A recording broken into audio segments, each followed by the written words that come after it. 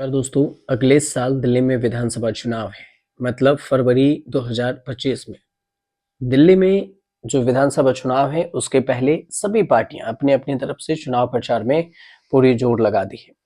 अभी किसी पार्टी ने कोई ऐलान नहीं किया, लेकिन इस बीच में दिल्ली चुनाव से पहले अरविंद केजरीवाल ने एक और मास्टर स्ट्रोक खेला है।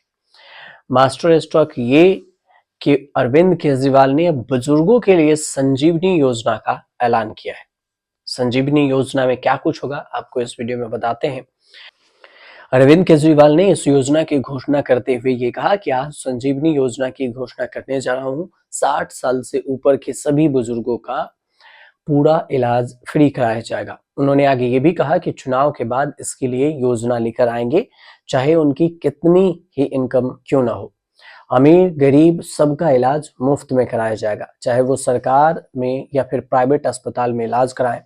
अरविंद केजरीवाल ने अपने घोषणा में यह भी कहा कि इलाज का सारा खर्च दिल्ली सरकार उठाएगी और इसके लिए दो तीन दिन में रजिस्ट्रेशन भी चालू हो जाएगा। आम आदमी पार्टी के कार्यकर्ता सभी घर जाएंगे और रजिस्ट्रेशन करके आएंगे। अरविंद केजरीवाल ने यह भी वादा किया कि चुनाव के बाद ये योजना पास करके हम आपके बुढ़ापे में आपके स्वस्थ रखने की जिम्मेदारी आपका ये बेटा पूरा करेगा। बदले में आप मुझे आशीर्वाद देना। इससे पहले आपको बता दें कि ऐसा पहली बार नहीं है जब अरविंद केजरीवाल ने एक ही चीज का ऐलान किया, कई सारी चीजों का ऐलान किया है। और इससे पहले की अगर बात करें तो अभी 12 दिसंबर को महिलाओं के लिए महिला सम्मान योजना की घोषणा की थी।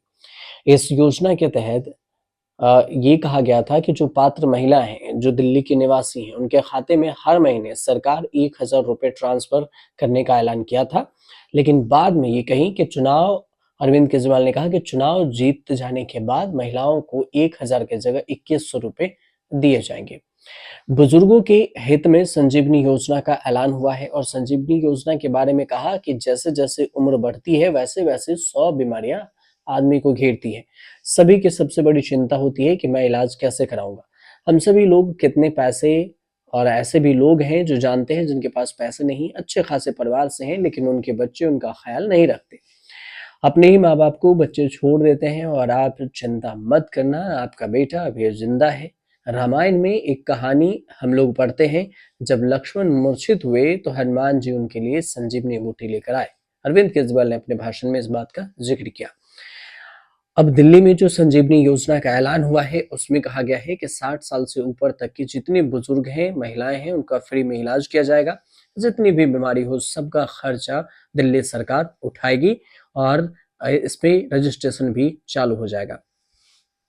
लेकिन बात यह भी है कि क्या अरविंद केजरीवाल के लिए जितनी योजना है उसका लाभ मिल पाएगा। लाभ के अगर नजरिए से देखें और योजना के फायदे के नजरिए से देखें तो 2015 की बात करें या फिर इसके बाद बात करें 2020 की बात करें, उन दोनों में हुआ था। अरविंद केजरीवाल ने फ्री बीज का ऐलान किया था सबसे ज्यादा। दूसरे कार्यकाल में तो उन्होंने बस जो दिल्ली में डीटीसी की बसें हैं वो महिलाओं के लिए फ्री कर दी, जो कि अभी भी फ्री है।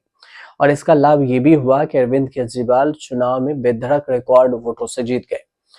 तो कहीं ना कहीं महिला वोटर अरविंद केजरीवाल से अट्रैक्ट जरूर है और अरविंद केजरीवाल की पसंद भी है। दूसरी तरफ ये भी था कि फ्री बेस में दिल्ली की बिजली फ्री कर दी गई कि 200 यूनिट तक आपका बिजली का पैसा नहीं लगेगा।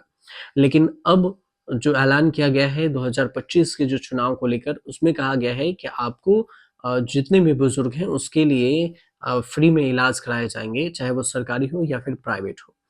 इसके साथ साथ महिलाओं को 1000 रुपए की जगह 2100 रुपए हर महीने आपके खाते में जाएंगे, जो महिला पात्र होगी।